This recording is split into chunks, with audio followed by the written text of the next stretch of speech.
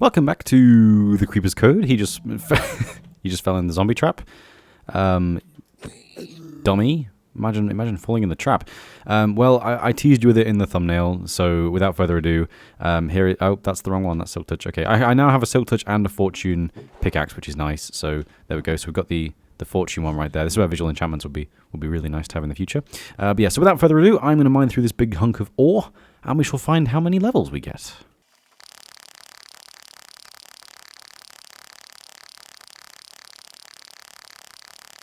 Okay, so we got just under 6 levels. That's not too bad. We could have got more, really, but never mind. We got 38 diamonds, 13 emeralds, a bunch of lapis, a crapload of redstone and coal. All pretty good stuff, in my opinion. So yeah, anyway, so welcome back to the Creeper's Code. Today is episode 5 of TCC, our TCC Let's Play series. Have you calmed down? Do you do that now? Do you just chill out? Okay, yeah, I guess he's just chill now. Okay, cool. I had no idea. I have no idea how their aggression system works now because they changed it recently. But I don't know if they even changed that part of it, so I'm honestly not sure. But yeah, so welcome back to episode 5. Today, I have a few plans on what we want to do. I've been doing a lot of mining since this episode and the last, hence why I've exchanged my, diamonds and sticks and levels there for a really good pickaxe for Silk Touch and also Fortune. We have an Efficiency 5, Fortune 3, and an Efficiency 5 Silk Touch as well. So what I've been thinking of doing today was heading over to the giant tree tiger forest that we saw in the distance, trying to find an ancient acorn and then see if we can strip mine for a bunch of time. Obviously, at some point in the middle of this episode, it'd be really cool to just dig out a huge area underground, not restricted by a beacon, and see how much stuff we can actually get. We might never need to go mining ever again, which is insane sounding. But yeah, anyway, so what we're going to do with our levels today, we're actually going to be using them to make a good hoe. I need more space in my chests, clearly. Let's get some sticks over here. So my thinking is, if I can get myself a fortune hoe, then maybe I can get more ancient acorns, is the idea. And let me see. Right off the bat, perfect. Absolutely perfect. Okay, so I've already got the lapis on me. Of course I do. Even better. 1, 2, 3. And we get Efficiency 4 and Fortune 3. That is absolutely fine. We can definitely enchant another hoe and just combine them together. Or if I've got the appropriate books, I'm fine to do that. So we've got an Unbreaking 3 book, which we could definitely add to this, which will be helpful. We do not have any efficiency books. That's fine. Okay, I think what I'm going to do is I'm going to try and gather some more XP, enchant another hoe, and we'll see what we're up to. In fact, let's just see what the next hoe will give us. Give us a good idea of what we need to do. I'm also going to make a bunch more storage chests today so we can actually store everything properly because we are running out of space. I've been compressing a lot of the stuff we have in here. Like, to be fair, I haven't started compressing the iron or the gold yet, so we could actually do that. But as you can see here, I've run out of space for music discs. I really like farming music discs. It's really fun. But yeah, let's check what we can get with the next one. It would be an Efficiency 4. So if that's Efficiency 4 and Unbreaking and, either Silk Touch or Fortune, then we can add it to this one to get a perfect diamond hoe. So I think we're going to do just that.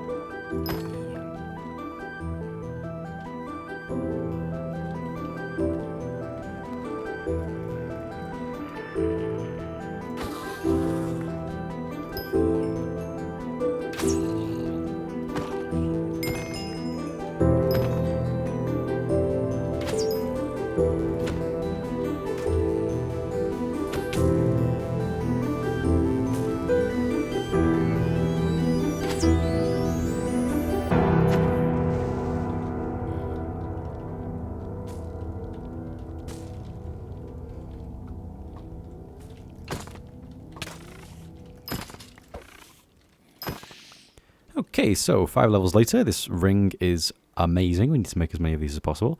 I've actually got the levels now to enchant the next hoe. I believe there is currently a creeper just chilling in the mob trap, which is rather irritating, so I'm going to try and take him out before the skeleton shoots him by accident, which has happened before. Oh, or that could just happen.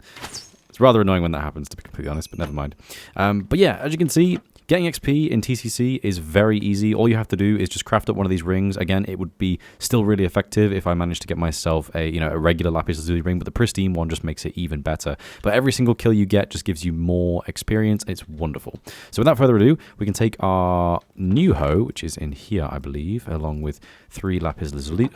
Is it lazuli or lazuli? I don't know. And we get Efficiency 4 and Fortune 2. That's fine. What we're going to do is just simply use the Unbreaking book and make a perfect hoe right now. Oh, hello. Come here. That was convenient. Hi. I'm going to use my green ring to see if we can get the extra chance for an ender pearl. I've only had this green ring work once. Oh, did it work? Oh, yeah, I think it might have just worked. I think we only had one. Anyway, I think so. I'm not sure. It seems to be really weird. There is a little sound that plays when you get a kill with the green ring, but I think all it does is it runs the loot table, which means that it's not up to the sound as to whether or not you get the loot. It just runs the sound, then runs the loot table, and then you maybe get the loot. So I think what just happened there was I had one ender pearl, the green thing ran, it was successful, I got one given straight to my inventory, and then it also got the additional one dropped by the enderman that was stood right there. So I think that actually worked properly, but I'm not entirely sure. So maybe it'd be nice if this sound only played when the loot was successful, but I realize obviously based on how I think that it works, that would probably not really be possible, so that's fine. But yeah, put these back in there. We also have another Eye of Ender for when we want to go to the end. Let's see, so what we're going to do. So Diamond Hoe, 17 that way, or 17 that way, okay. Maybe we put the Unbreaking Book on one of them first.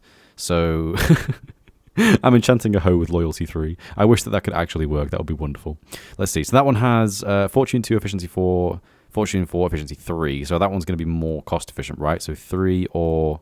They're both 3. Okay, that's fine. So we have Fortune... So that one's eventually Fortune, Efficiency, and Unbreaking. And then if we combine them together, 18 or 24. No, thank you. Fortune 3, Efficiency 5, and then Unbreaking 3, Diamond Hoe. I'm not the kind of person to name my tools, unfortunately. If I was playing on like a long-term survival world, then maybe I would.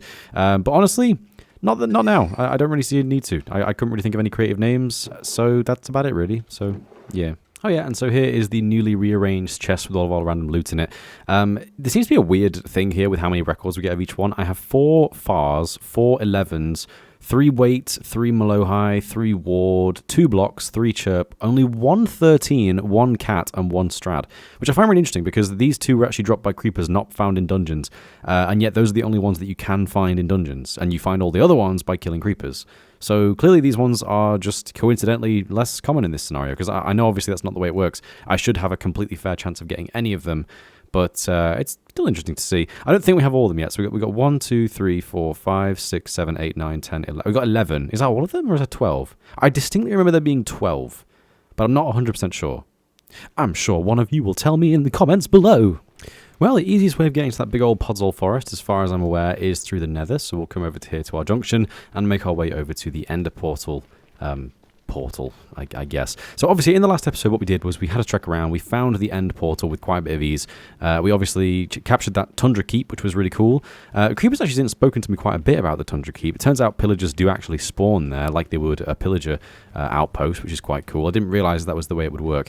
And now I'm wondering if because it uses the pillager outpost thing, that's why they spawn there, or there's probably some sort of armor stand magic going on, but I'm really not sure. But either way, still very, very cool. It's given me a lot of inspiration for custom structures that we'll have in Artibus in the future. I didn't bring the pearl. Why did I not bring the pearl? I meant to bring the eye so we could... oh, never mind. Well, I guess it doesn't really matter anyway. We're not going today at the very least. That's fine. But yeah, as you can see here, I've moved the portal down to the downstairs area. I'm not sure actually if we did that last time. Did we do that last time? Apple. I'm not sure if we did that last time, to be honest. I think we did. Yeah, I'm pretty sure we did. I mean, I recorded the last episode over a week ago now, so I'm not entirely sure of what I did in that week, unfortunately. But yeah, as you can see here, we're getting to the point now where we don't really need resources that badly, hence why the iron is just sort of chilling. Don't desperately need it. But however, I do want to start using this Insta-Mine feature that we can have now with our Efficiency 5. With our Efficiency 5 pickaxes. So again, if we come over here, I think, yeah, there it is. You can see the Mega Tiger in the distance, just over there. You know what? I have a computer, right, that's beefy enough to run the game at 34 chunks. I play at 34 chunks because 32 chunks is like double the usual maximum, and then the extra 2 is for like the additional layer of fog that you would usually get. Hello. No. No, thank you. Wait, can I just use the mirror? Wait, hang on. Slow me again. Come on, do it again. Speed. I love the mirror so much. It's so wonderful. I've just realized the way you hold it is like a mirror. Like you can look into the mirror. That's so cool. I feel like there should be some sort of secret shader trick to, get that to actually work like a mirror. That'd be really fancy. But yeah, we do also have a village over here. It might be worth going and checking out what the villagers are doing, actually. Okay, well, before we even go in the village, there's actually an igloo right outside and some wolves. I should have brought some bones. Maybe we can get some bones at night time. But yeah, I want a pet. That would be cool. But yeah, so we've got an igloo right here. I've never really understood what the deal is with these things, because they recently changed it so that all of the beds that you get in villages and stuff are white, orange, pink, like colors of wool that you can usually find. And yet, for example, the Igloo is just outdated, so the bed that spawns in it is still red back in the day from when beds were all red. You know what I mean? It's weird. Anyway, let's find out if it's got the thing underneath it. And this one does not have the basement, so we're out of it. I'm just kidding. I know it's here. Don't worry. Yeah, there we go. But yeah, anyway, we're going down. I have never explored one of these things in vanilla survival. I don't think I have. I mean, this isn't vanilla. This is obviously a data pack. But the point being is, there is a villager zombie down here. That's so cool. I mean, I've been waiting to convert one of these guys for a while. We've got a weakness potion, golden apple, we've got coal, wheat, and another apple, weirdly enough. Now, the thing is, we could obviously use this to convert this dude down here, or, of course, we could just wait and capture one closer to home upstairs. But I'm going to take the brewing stand, because that does have a blaze rod in it, and that's nice to have. Nothing else is really that useful. Do you have any trades, sir? Probably not. No, but if I place the brewing stand down, will he? Wait, hang on. If I do that, and then place the brewing stand back down, does he get a job? He does! He just becomes a cleric. That's wonderful. 32 rotten flesh for 1 emerald. That is a fucking rip-off. So I'm going to, steal your workstation. What? He becomes a... Oh, the cauldron! Oh, of course. That's not that bad, actually. Let's just steal that. What do you do now? Oh, have you not got a job? No. No. Well, the sun is currently setting, and since villagers are completely incapable of keeping themselves alive, I'm going to wait until they all go indoors and then shut them indoors, because that's really the only way I can think of to save them. I really, really hate in this game how defenseless villagers are. It feels like the only thing that you do when you find a village is just panic and lock them all inside before they just die because of how stupid they are. And that's kind of tragic to me, because iron golems obviously are pretty cool. They're supposed to do a good job. But if you sit around nearby a village and just leave it, they will all die. There's no way around it. They will all die in a matter of time, and it's usually much faster than you'd expect as well. Let me just check where the villagers all are. Got a blue bed in there. Look at my lanterns. This is something that I need to fix. The lanterns slightly stick out of the block on a post, and I really don't like that. So I think I'm going to just make the fence posts wider, to be honest with you. But obviously we haven't done fence posts yet, and they're a ways off. Flexion table in here, still a useless block that I think would be much better if we had different types of bows, like long bows, short bows, all that kind of stuff. That could be cool, right? You're locked in a pen. That's dumb, thank you. Anyone in here? Yes, you're in here. Okay, you're going to get locked in. Thank you for being smart and going to bed. Is there anyone in here? No, and that is a weird place to have the smoker, but okay. Villages are so weirdly laid out, man. I really want to redo villages at some point for my data packs, but they are a strange one, aren't they? They are definitely a strange one, especially these icy villages. I feel like I never see these, but they are very much a thing. Leather tunic.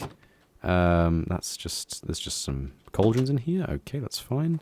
Also, it doesn't make any sense that if you steal from the villagers, they just don't really give a shit. Like you just walk into their house and nick their stuff, and they're just like, okay, that's fine. But if you punch me, that's a big no-no.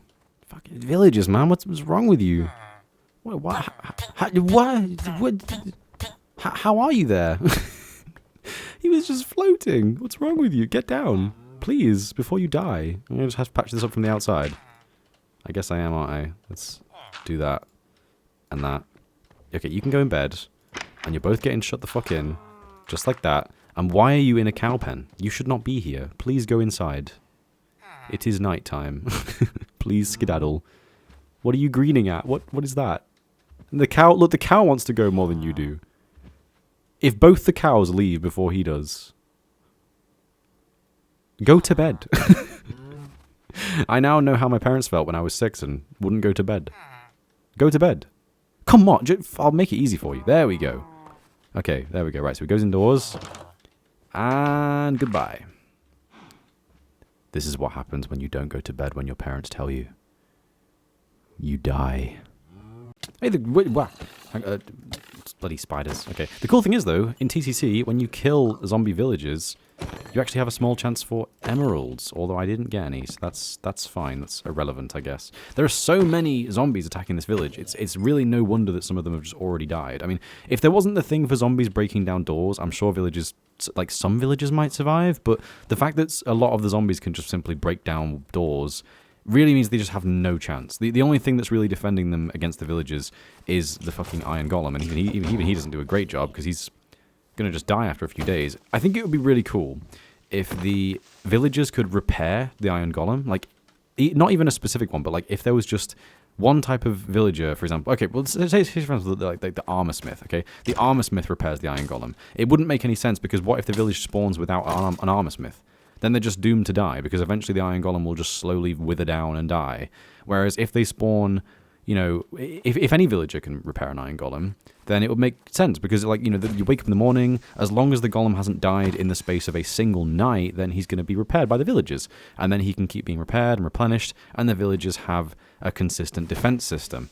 But instead, all that happens in this game is if you, the player, enter a village, it is doomed, because the moment that you are nearby, the moment that the village can be allowed to exist, you know, with like zombies attacking it and everything else, all the villagers will eventually die. There is no doubt about it. I mean, you know, I came around here tonight, I blocked in almost every villager we could find, and one of them still died because he just decided to hang out in the cow pen for no reason. So, yeah, I really fucking wish they would improve the villager system. Like, they're just so fucking helpless. It's tragic, to be honest with you.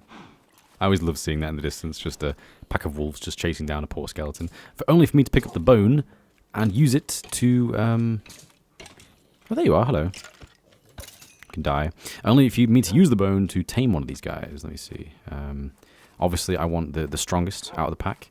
I have decided that, you know what, you look quite majestic on that hill a second ago, so I'm going to go with you. There we go. Cool. We'll call you... I haven't decided. You can decide. You know, that's a fun thing that YouTubers do, right? You decide what my dog is called and what color his collar should be, you bastard. It's actually kind of helpful having a wolf. Like, they just annoy skeletons, so yay. And here we are in the Podzol forest, and I feel bad because Podzol hasn't been textured properly yet, so it doesn't match up with the dirt in Celeste 020. So apologies if you are a Celeste user, and that is something that bugs you. It certainly bugs me. But anyway, the point being is, I believe in these biomes now, as long as we break spruce leaves in this biome, they have a minute chance of dropping an ancient acorn, which obviously gives us haste 2 for 2 full fucking hours, and that is a beached shipwreck, and I actually want to explore that now. I love it so much more when the shipwrecks are beached as opposed to underwater. Like, the underwater ones obviously pose more of a challenge, but this looks so cool.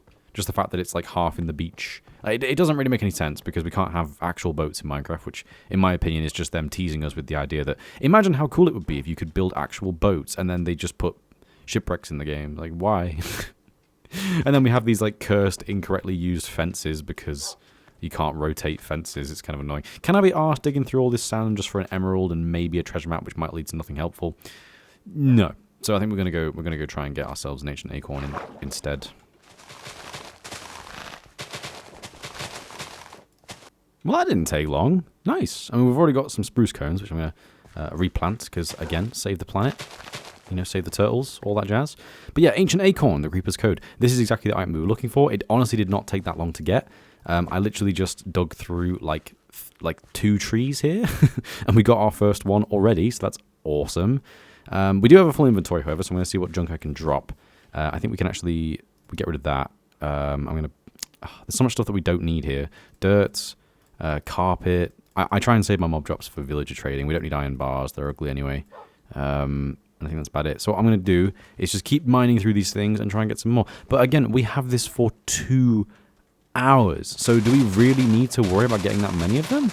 Because I could pop on right now and just chill underground for 2 hours. Probably burn through like 3 diamond pickaxes, if not more. And just get all the loot that we could ever possibly need. And do we have another one yet? No, still only 1. That's fine. I want to see how long it takes us to get 2, because I feel like we got really lucky then. Is it worth checking the compendium? Let's see. Let me see.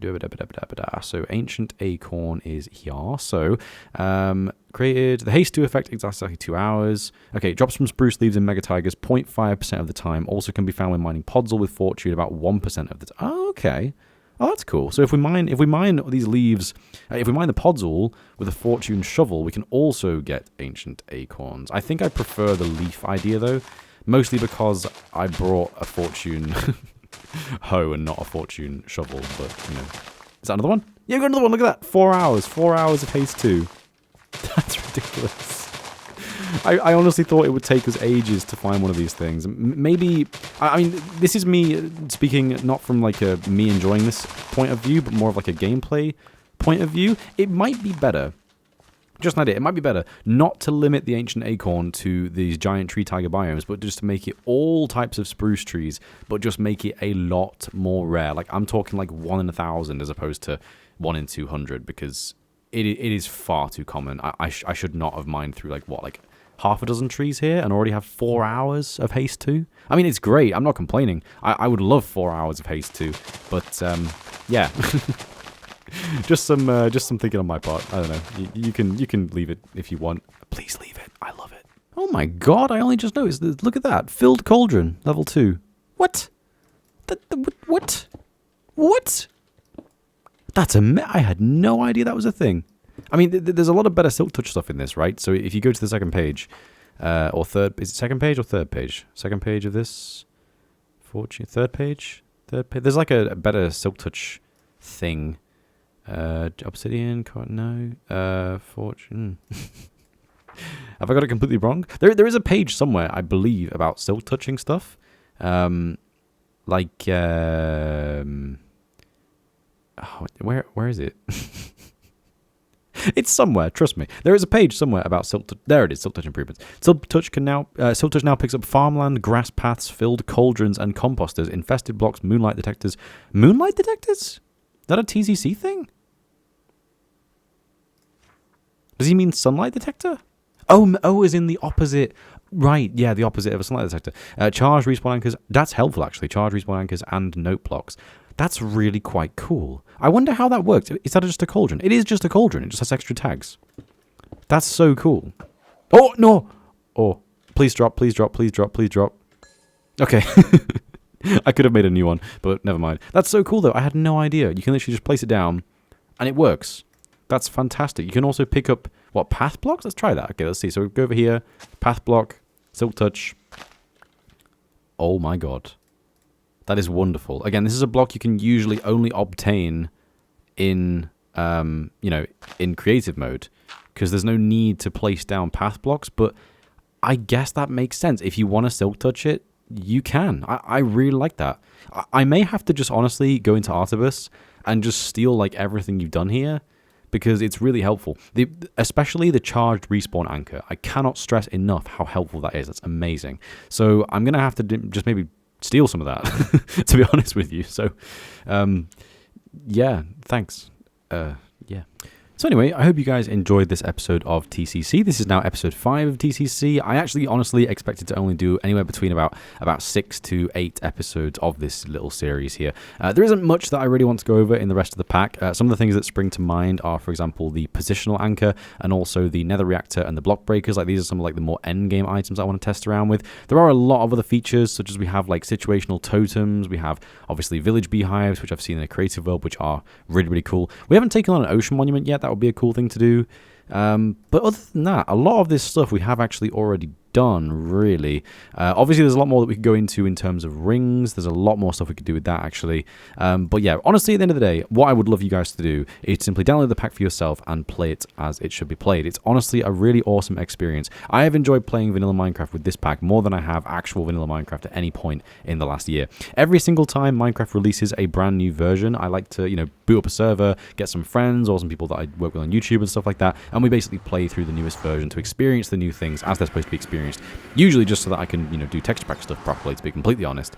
But yeah, this has honestly been really, really good. I'm a much bigger fan of modded Minecraft when it comes to, actually playing Minecraft long term. I have a long history of preferring mods. The last time I really enjoyed playing on a modded server was actually 1.12 with a bunch of those cool mods. Around about the time that, what was it called again? Fossils and Archaeology came around. Obviously that mod was stuck in 1.7.10 for the longest time and updated to 1.12.2. And we were all very excited, so we started up a server and had a really good time. But honestly, this data pack experience, again, it's very much a vanilla plus type scenario. Not that much is actually changed. If I'm completely honest with you, I'm actually surprised by how vanilla this feels. It does not feel like a hyper modded experience, but it's just really nice, simple stuff. You're going to farm your crops, use an obsidian scythe. You want to go farm mobs overnight, use a lapis lazuli gemstone. There's just a few things that you can do that will just make your life that little bit better, and it's honestly really, really nice. So anyway, that'll finish off today's episode. Thank you very much for watching. I hope you enjoyed, and I just realized that I am recording in a windowed mode. So, do I roll with that now? I don't know. never mind. Anyway, thanks for watching, guys. I hope you enjoyed. Feel free to name my dog, because I can't be bothered. So, yeah. Bye.